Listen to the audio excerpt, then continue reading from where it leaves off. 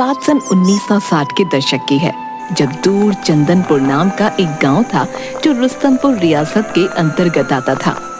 रुस्तमपुर के राजा मानिक चंद का जो महल था वो इसी चंदनपुर गांव में बना था, जो बेहद आलीशान था। राजा का महल चंदनपुर की कोठी के नाम से पूरे क्षेत्र में विख्यात था। राजा मानिक चंद राज दरबार में आए किसी गरीब दुखिया की मदद नहीं करता था। राजा मानिक चंद केवल अपने सुख पर ध्यान देता था, ना कि प्रजा के दुख पर। एक दिन एक भिखारी राज दरबार में आता है। महाराज, मैं बहुत बुरी स्थिति में हूँ, कृपया मेरी मदद करें। अरे, इसे अंदर किसने आने दिया? निकालो इसे यहाँ से। मैं इन लोगों की मदद करने के लिए यहाँ नहीं बैठा हूँ। वो भिखारी रोता हुआ वहाँ से चला जाता है। मंत्री जी, ऐसे लोगों को अंदर घुसने ही मत दीजिए। इसी तरह जो भी मदद मांगने आता उसे राजा मानिक चंद बेइज्जत करके निकाल देता था। एक रात राजा मानिक चंद महल के पास टहल रहा था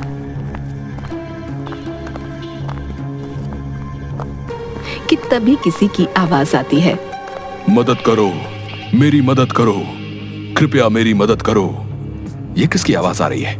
राजा मानिक चंद देखता है महल के पास ही एक अघोरी बहुत ही बुरी स्थिति में है और मदद के लिए पुकार रहा है। क्या हुआ है तुम्हें? मैं बहुत बुरी स्थिति में हूँ, मेरी तबीयत बहुत खराब है, कृपया मेरी मदद करो। हट, मैं किसी की मदद नहीं करता। तुम लोगों का नाटक मैं खूब समझता हूँ। चलो चलो, निकलो यहाँ से। मैं सच कह रहा हूँ, कृपया मेरी मदद करो। मुझे कुछ भी नहीं सुनना, तुम निकलो यहाँ से। तुम बहुत बुरे इंसान हो, तुम आज मेरी मदद नहीं कर रहे। देखना, इसके बदले तुम्हें क्या क्या झेलना पड़ेगा। राजा मानिक चंद अघोरी की बात सुनता नहीं और वहां से चला जाता है।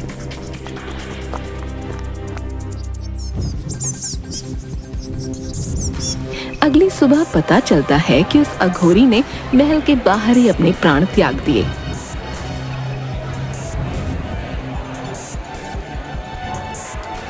मंत्री जी, जल्द से जल्द उसकी लाश को ठिकाने लगवाइए। जी महाराज।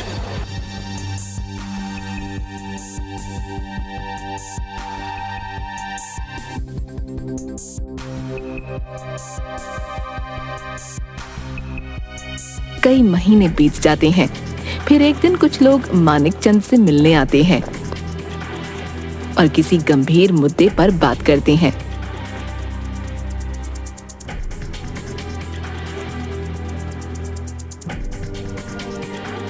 कल कुछ लोग आए थे, कह रहे थे भारी संकट आने वाला है। हाँ महाराज, सुनने में तो ऐसा आ रहा है कि ज्यादा समय तक ये राजपाट नहीं रह पाएगा। शुभ शुभ बोलिए मंत्री जी, शुभ शुभ बोलिए। जैसी खबर आ रही थी ठीक वैसा ही होता है। बढ़ते कालक्रम और बदलते दौर के साथ एक दिन वक्त की मार भी राजा मानिक चंद की रियासत पर पड़ी। सरकार ने सारी रियासतों का विलय भारत सरकार के अधीन कर दिया था। सभी राजाओं की रियासतें उनसे छीनी जाने लगीं। मानिक चंद भी उनमें से एक थे। राजा मानिक चंद अब अपनी रियासत के लोगों में सिर्फ मानिक चंद हो गए थे। रुतबा बरकरार रखने के लिए रियासत में कब्जा की गई जमीनें बेची जाने लगीं और जमीन बेचकर आए पैसों से शान और शौकत बरकरार रखने की कोशिश की जाने लगी। धीरे धीरे सब जमीन जायदाद खत्म हो गई और मानिक चंद फकीर हो गए। इसी के साथ मानिक चंद का सारा घमंड कांच की तरह टूटकर चूर चूर हो गया। अब मानिक चंद को एक आम इंसान के दुख के बारे में पता चल रहा था। एक दिन अचानक मानिक चंद की पत्नी ने कहा, आप तो ठहरे राजा साहब, आपके लिए मेहनत मजदूरी बने ही नहीं, घर का खर्च चलाने के लिए लग रहा है मुझे ही काम करने के लिए घर की दहलीज लांघनी पड़ेगी। राज परिवारों के घर की बहुओं को पर्दे में ही रखा जाता है, समझी? राजा मानिक चंद की पत्नी की ये बात राजा को इतनी बुरी लगी कि उनको आत्मग्लानि होने लगी।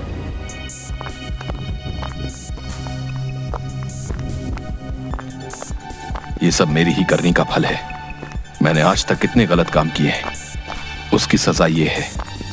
सबको दुख दिए, अपना राज धर्म भूलकर भोग विलास में लिप्त रहा, ये उसी की सजा है। गांव के बाहरी तरफ एक खंडहर हो चुका मंदिर था। वहां पर पूजा पाठ नहीं होती थी और ना ही उधर कोई आता जाता था। मानिक चंद उस मंदिर में जाकर बैठ गया। सारी बातें सोच सोच कर मानिक चंद अपना आपा खो देते हैं और उस खंडहर की चौखट पर सिर पटक पटक कर अपनी जान देने की कोशिश करने लग जाते हैं। सिर पटकने से होने वाला दर्द राजा की बुद्धि के द्वार खोल देता है। उसे ये आभास हुआ, मेरे ना होने से मेरी पत्नी और परिवार की स्थिति और भी ज्यादा बिगड़ती जाएगी। नहीं नहीं, मैं आत्महत्या नहीं कर सकता। इसलिए मानिक चंद ने आत्महत्या का इरादा बदल दिया। सिर पटकने की वजह से बहुत खून निकल रहा था और वो खून उसी खंडहर के पास रखे एक फूलदान पर गिरता है। जैसे ही खून उस फूलदान में गिरता है, फूलदान में से एक जिन निकलकर बाहर आ जाता है। मानव के खून की प्यास आज जाकर बुझ पाई। मैं आजाद हो गया। कौन हो तुम? मैं इस खंडहर का जिन हूँ। इसी फूलदान में रहता हूँ। एक अघोरी ने मुझे 70 साल पहले इस फूलदान में बंद कर दिया था। फिर तुम बाहर कैसे आ गए? उस अघोरी ने कहा था कि मेरे मरने के बाद किसी भी इंसानी खून के स्पर्श से मुझे मुक्ति मिल जाएगी। लग रहा है वो अघोरी मर गया। जिन की ये बात सुनते ही मानिक चंद को उस रात की याद आती है जब एक अघोरी ने उससे मदद मांगी थी और उसने मदद करने से मना कर दिया था और उसके अगले ही दिन उस अघोरी की मृत्यु हो गई थी। राजा जिन्न से पूछता है, तो अब क्या इरादा है तुम्हारा? मैं तुम्हारे शरीर पर कब्जा करके इस दुनिया में राज करूंगा। वो कैसे? जिस शरीर के खून से मुझे मुक्ति मिलेगी, उस शरीर को धारण कर लेने से मेरी शक्ति 7 गुना बढ़ जाएगी। मैं तुम्हें खत्म करके तुम्हारा शरीर हासिल कर लूंगा। मुझे छोड़ दो।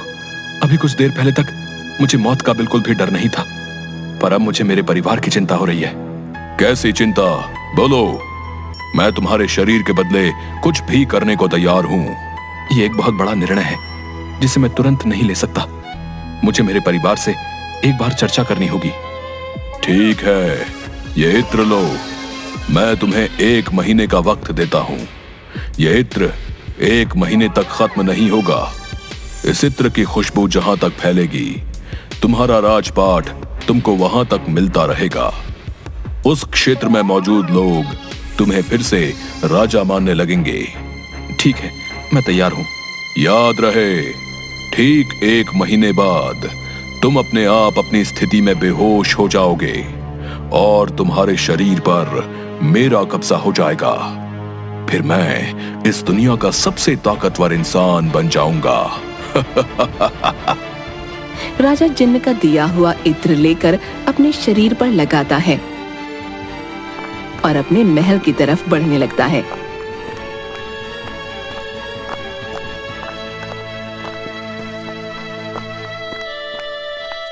जहां जहां से राजा गुजरता गया, वहां पर उसको अद्भुत बदलाव देखने को मिले।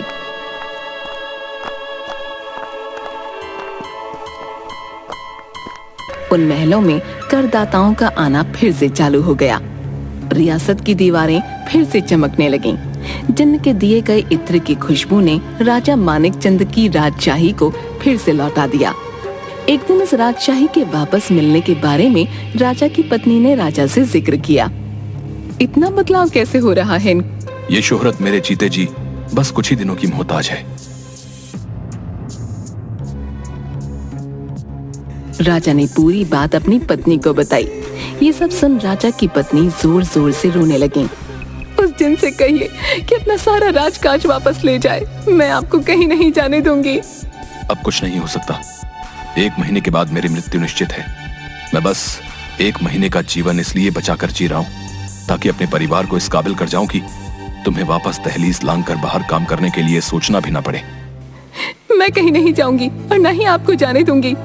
खुद पर काबू लाओ। कल 1 महीना पूरा हो जाएगा और मैं कल हमेशा के लिए तुम सभी को छोड़कर चला जाऊंगा। वो रात और आने वाला दिन पूरी तरह डर में बीतने लगा। राजा महीने के आखिरी दिन उस जिन के पास वापस आने का इंतजार करने लगा। सुबह से लेकर शाम बीत गई पर जिन नहीं आया। राजा के मन में जीवन के प्रति चेष्टा और चाह बढ़ने लग गई। राजा को लगा कि जिन शायद भूल गया कि उसे आज मेरा शरीर लेने वापस आना है। फिर अचानक ही राजा के मन में विचार आया। ये गलत है। जिन ने अपने किए हुए वादे अनुसार मेरा राजपाट मुझे लौटा दिया। मेरा परिवार मेरे ना होने के बावजूद आजीवन सुखमय जीवन जी सकता है। मुझे भी मेरा कर्तव्य निभाना होगा। मैं इतना लोभी नहीं हो सकता। मुझे राजधर्म निभाना होगा। ये सब सोचकर राजा वापस उस खंडहर वाले मंदिर में पहुंचकर उस जिन को खोजने लगा।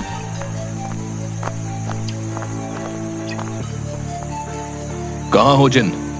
मैं वापस आ गया हूँ। तुम मेरा शरीर ले सकते हो। तभी अचानक से जिन प्रकट हुआ। तुम आ गए मानिक चंद। हाँ, तुम्हारे तिलिस्मी इत्र की खुशबू ने मुझे मेरा राजपाट वापस कर दिया। इसके लिए शुक्रिया। अब मेरे अपने कहे अनुसार मैं अपना शरीर तुम्हें वापस देने आया हूं। तुम तो सच में एक ईमानदार राजा निकले। अपनी जुबान का ईमानदार होना ही एक राजा का पहला कर्तव्य होता है। मैं अपनी ईमानदारी पर अडिग हूं। क्यों इतना हंस रहे हो तुम? एक बार सिर घुमाकर अपने आसपास देखो।